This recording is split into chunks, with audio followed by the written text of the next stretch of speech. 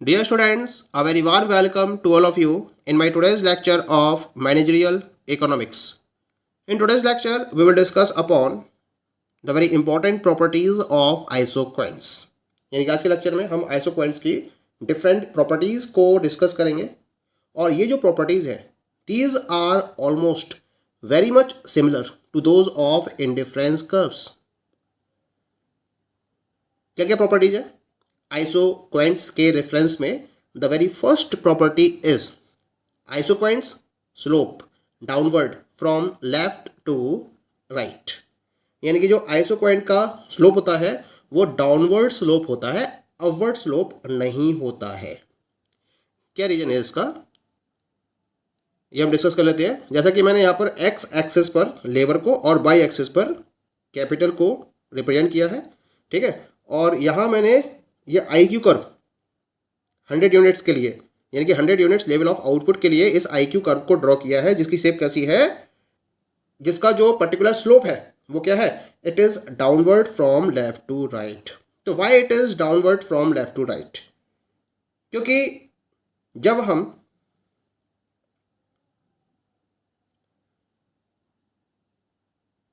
एक particular variable factor की quantity को इंक्रीज कर रहे हैं तो दूसरे वेरिएबल फैक्टर की क्वांटिटी को हमें क्या करना पड़ रहा है, डिक्रीज करना पड़ रहा है.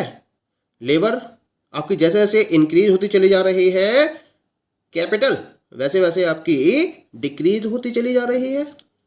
ये हमने स्टडी भी किया है जब हमने आइसोक्वेंट्स के रेफरेंस में शेड्यूल को डिस्कस किया था. तो उस शेड्यूल में मैंने आपसे डिस्कस किया था कि जैसे जैसे हम लेबर की क्वांटिटी को इंक्रीज करेंगे कैपिटल की क्वांटिटी को हमें डिक्रीज करना पड़ेगा. क्यों? जिससे कि लेवल ऑफ आउटपुट को सेम रखा जा सके. अगर हम दोनों को एक साथ बढ़ाएंगे या दोनों को एक साथ घटाएंगे तो लेवल ऑफ आउटपुट क्या होगा, अगर बढ़ाएंगे दोनों को एक साथ तो लेवल ऑफ आउटपुट बढ़ेगा, और अगर दोनों को एक साथ घटाएंगे तो लेवल ऑफ आउटपुट आपका कम होता चला जाएगा. तो इसी वजह से लेवल ऑफ आउटपुट को सेम रखने के लिए कंडीशन हमारे सामने है ना कि लेवल ऑफ आउटपुट हमें सेम रखना है. तो लेवल ऑफ आउटपुट को सेम रखने के लिए अगर हम एक वेरिएबल फैक्टर की यूनिट्स को इंक्रीज करेंगे तो दूसरे वेरिएबल फैक्टर की यूनिट्स को हमें डिक्रीज करना ही होगा, ठीक है. इसी वजह से इसका स्लोप कैसा होता है, इसका स्लोप डाउनवर्ड होता है फ्रॉम लेफ्ट टू राइट, क्योंकि दो वेरिएबल्स के बीच के कैसे रिलेशन को डिफाइन कर रहा है, ये नेगेटिव रिलेशन को डिफाइन कर रहा है. एक वेरिएबल फैक्टर और दूसरे वेरिएबल फैक्टर के बीच में नेगेटिव रिलेशन है, और जब दो वेरिएबल्स के बीच में रिलेशन नेगेटिव होता है तो उसका स्लोप कैसा होता है, downward from left to right. इसी वजह से इन आइसोक्वेंट के रेफरेंस में जो कर्व है वो हमेशा डाउनवर्ड होता है from left to right. That is clear. Now we come to the second property. Second property क्या है इसके अंदर, isoquants are convex to origin. इस प्रॉपर्टी को भी हम इसी पर्टिकुलर डायग्राम से डिस्कस करेंगे. ये जो डायग्राम मैंने यहाँ पर नोट कर रखा है इसी से डिस्कस करेंगे कि कॉन्वेक्स क्यों होता है, why the isoquants are convex to origin. Convex का मतलब क्या होता है, टुवर्ड्स द ऑरिजिन. जैसा कि यहाँ पर आप शेप देख रहे हैं इसकी आइसोक्वेंट कर्व की, it is towards the origin. अगर कर्व इस तरह से होता, जैसे सपोज करिए, तो ये शेप कहलाती कॉनकेव शेप. और अगर एक पॉसिबिलिटी है स्ट्रेट लाइन की, तो तीन पॉसिबिलिटीज है यहाँ पर. अगर कॉन्वेक्स नहीं होता तो कॉनकेव होता या फिर स्ट्रेट लाइन होता. तो कॉन्वेक्स ही क्यों होता है इसका रीजन मैं डिस्कस कर लेता हूँ आपसे. क्या हो रहा है कि जब हम लेबर की क्वांटिटी को इंक्रीज कर रहे हैं तो कैपिटल की क्वांटिटी को हम डिक्रीज कर रहे हैं. तो यहाँ सब्स्टिट्यूशन चल रहा है. एक यूनिट ऑफ लेबर को हम कुछ particular number of units of capital से सब्स्टिट्यूट कर रहे हैं. अब ये जो सब्स्टिट्यूशन चल रहा है ये लगातार क्या हो रहा है, ये लगातार डिक्रीज हो रहा है. अगर आप पिछली टेबल को रिमाइंड कर पाए तो आपने ध्यान दिया होगा पिछली टेबल में, मतलब पिछले लेक्चर में जो आपसे मैंने टेबल डिस्कस करी थी आइसोक्वेंट के रेफरेंस में, उसमें पहले MRTS निकल कर आया था 9:1, फिर MRTS आया था 8:1, फिर आया था 7:1, फिर आया था 6:1, फिर आया था 5:1, उसके बाद 4:1, 3:1, 2:1 और लास्ट में 1:1. तो ये MRTS क्या है, ये marginal rate of technical substitution क्या है, ये लगातार डिक्रीज हो रहा है. MRTS क्या होता है, ये स्लोप को डिफाइन करता है. तो इसका मतलब स्लोप क्या हो रहा है, लगातार डिक्रीज हो रहा है. MRTS का फॉर्मूला होता है delta K upon delta L, यानी change in the quantity of capital to the change in the quantity of labour. और इस तरह से, यानी कि वर्टिकल डिस्टेंस और हॉरिजॉन्टल डिस्टेंस का जो रेशियो होता है वो एमआरटीएस कहलाता है। अब ये जो एमआरटीएस है, ये देखिए यहाँ पर गैप, यहाँ गैप ज़्यादा है, फिर ये गैप क्या हो गया, कम हो गया, ये गैप और कम हो गया, ये गैप और कम हो गया, कम हो गया, और लगातार ये गैप कम होता चला जाता है। और जब एमआरटीएस की वैल्यू लगातार डिक्रीज होती चली जाती है तो उस केस में जो नेचर होता है कर्व का वो कॉन्वेक्स होता है। तो उस केस में जो भी पर्टिकुलर कर्व है, आइसोक्वाइंट की बात कर रहे हैं, तो जो आइसोक्वाइंट कर्व होगा वो ऑरिजिन के कॉन्वेक्स होगा। अगर यही एमआरटीएस लगातार इंक्रीज होता चला जाता 1:1, फिर 2:1, फिर 3:1, 4:1, 5:1, तब वो नेचर कैसा होता, कॉन्केव टू द ऑरिजिन। और अगर यही रेशियो कांस्टेंट रहता 1:1, 1:1, 1:1, 1:1, तो ये कर्व कैसा होता, स्ट्रेट लाइन होता। क्योंकि यहाँ पर जो रेशियो है वो लगातार डिक्रीज होते चले जा रहा है। कौन सा ratio, change in capital to change in labour या फिर एमआरटीएस, ये लगातार डिमनेस हो रहा है। और इस डिमनेसिंग एमआरटीएस की वजह से ही कर्व कॉन्वेक्स टू ऑरिजिन होता है। तो इसकी सेकंड प्रॉपर्टी हो गई that isoquants are convex to origin. Okay, now come to the third property. The very third property is higher isoproduct curve represents higher level of output। यानी कि अगर मैं आइसोप्रोडक्ट कर्व के डिफरेंट कर्व्स को एक ही platform पर ड्रॉ करूं और उसके बेसिस पर आइसोप्रोडक्ट मैप को ऑब्टेन करूं, तो उसमें जो हायर लेवल पर आइसोप्रोडक्ट कर्व होगा वो हायर लेवल ऑफ आउटपुट को रिप्रेजेंट करेगा। यानी कि अगर मैंने यहाँ पर सेट रिप्रेजेंट करा है, ये रिप्रेजेंट कर रहा है IQ1 100 यूनिट्स ऑफ आउटपुट को, ये शो कर रहा है IQ2 200 यूनिट्स के आइसोक्वाइंट कर्व को, ये शो कर रहा है 300 यूनिट्स के आउटपुट को, जिसे हम IQ3 का नाम दे रहे हैं। तो यहाँ पर जो IQ1 है हमारे फीचर के अकॉर्डिंग, IQ1 का जो आउटपुट है वो सबसे कम है, IQ2 का IQ1 से ज़्यादा है और IQ3 का सबसे ज़्यादा होगा। इसको हम प्रूव कर सकते हैं। कैसे, मान लीजिए मैंने 3 पॉइंट कंसीडर करे, पॉइंट A, पॉइंट B और पॉइंट C। तो पॉइंट A के करस्पॉन्डिंग हम OL1 लेवल का यूज़ कर रहे हैं और OK1 कैपिटल का यूज़ कर रहे हैं। पॉइंट B पर हम OL2 लेवल का यूज़ कर रहे हैं और OK2 कैपिटल का यूज़ कर रहे हैं। तो पॉइंट B पर जो लेबर और कैपिटल की क्वांटिटी यूज़ किया रही है वो पॉइंट A के कंपैरिजन में क्या है, ज़्यादा है। इसी वजह से लेवल ऑफ आउटपुट भी क्या होगा, ज़्यादा होगा। प्रोडक्शन फंक्शन के अकॉर्डिंग जब हम क्वांटिटी ऑफ इनपुट को इंक्रीज करेंगे तो क्वांटिटी ऑफ आउटपुट भी इंक्रीज होगा, क्योंकि B पॉइंट पर हम ज़्यादा क्वांटिटी को यूज़ कर रहे हैं लेबर और कैपिटल की, तो इसी वजह से लेवल ऑफ आउटपुट भी ज़्यादा होगा। ऐसे ही C पॉइंट पर जो यूनिट ऑफ लेबर और यूनिट ऑफ कैपिटल है, या जो क्वांटिटी है लेबर और कैपिटल की, वो B और A के कंपैरिजन में सबसे ज़्यादा है। इसी वजह से C पॉइंट पर लेवल ऑफ आउटपुट भी ज़्यादा होगा। और C पॉइंट किस पर लाई करता है, IQ3 कर्व पर। इसी वजह से IQ3 कर्व पर आउटपुट लेवल सबसे ज़्यादा होगा in comparison to IQ1 and IQ2 isoquants. तो इसका मतलब हम कह सकते हैं कि जो हायर आइसो प्रोडक्ट कर्व्स है वो हायर लेवल ऑफ आउटपुट को हमेशा रिप्रेजेंट करेंगे। पॉइंट क्लियर हो गया यहाँ पर।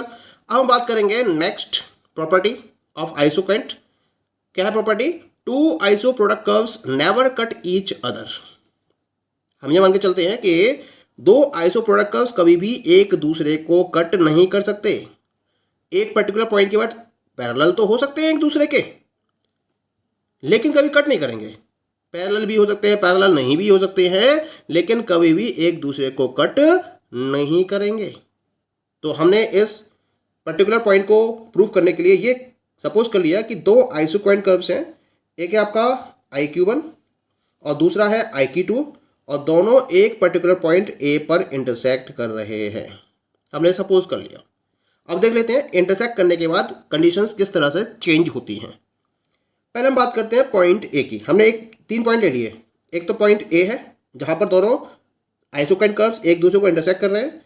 एक पॉइंट B ले लिया जो IQ1 कर्व पर है, और एक पॉइंट ले लिया मैंने C जो IQ2 कर्व पर है। ठीक है, अब देख लीजिए यहाँ पर ना,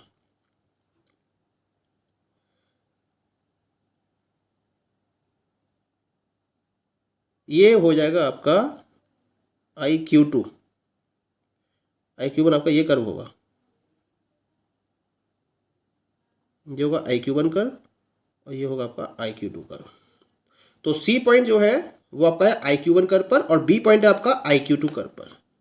यहाँ तक तो क्लियर हो गया हमें। अब देख लेते हैं कि किस तरह से ये एजम्पशन हमारा गलत हो सकता है, क्योंकि हम जब पॉइंट ए की बात करते हैं तो ए पॉइंट पर क्या रिप्रेजेंट कर रहा है ये डायग्राम, कि आउटपुट लेवल सेम रहेगा, चाहे हम IQ1 कर्व की बात करें चाहे हम IQ2 कर्व की बात करें। तो इन दोनों के रेफरेंस में ए पॉइंट पर ये पॉइंट कहता है लेवल ऑफ आउटपुट सिमिलर रहेगा।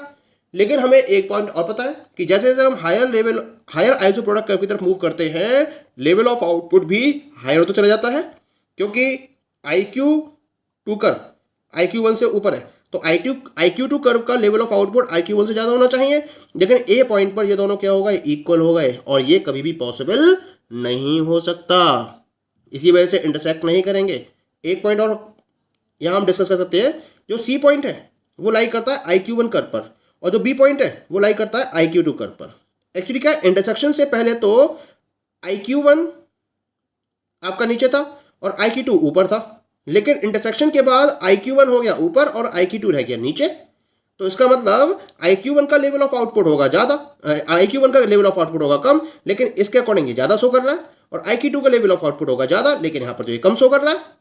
तो अपोजिट कंडीशन बन गई इंटरसेक्शन की बात। तो सी पॉइंट पर लेवल ऑफ आउटपुट कम होना चाहिए लेकिन ये ज़्यादा शो कर रहा है, और बी पॉइंट पर लेवल ऑफ आउटपुट ज़्यादा होना चाहिए लेकिन ये कम शो कर रहा है। तो कंडीशन अपोजिट हो गई हमारी।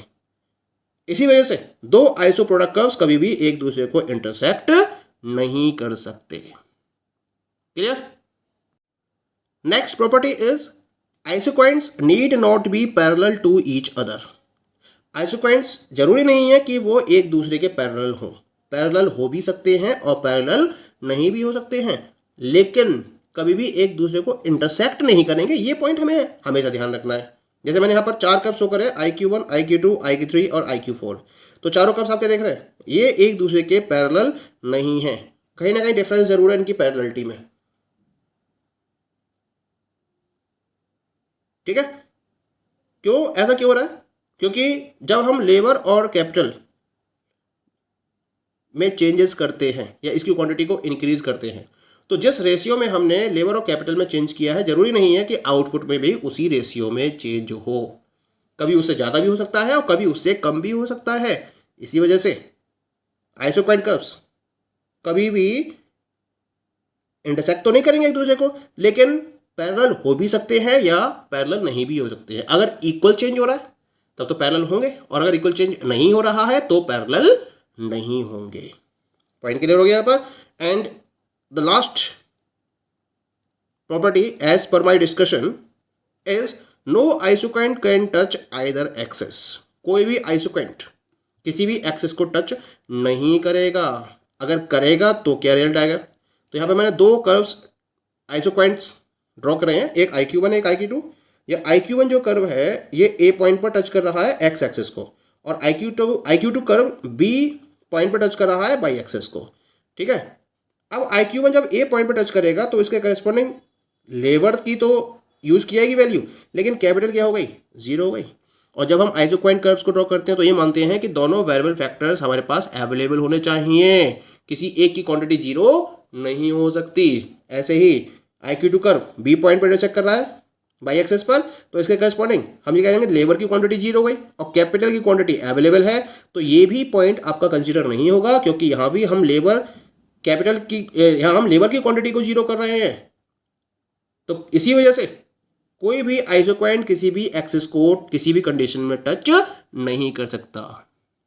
Okay, so these all are the different properties of isoquants और इक्वल प्रोडक्ट कर्व्स और iso product curves. Thank you.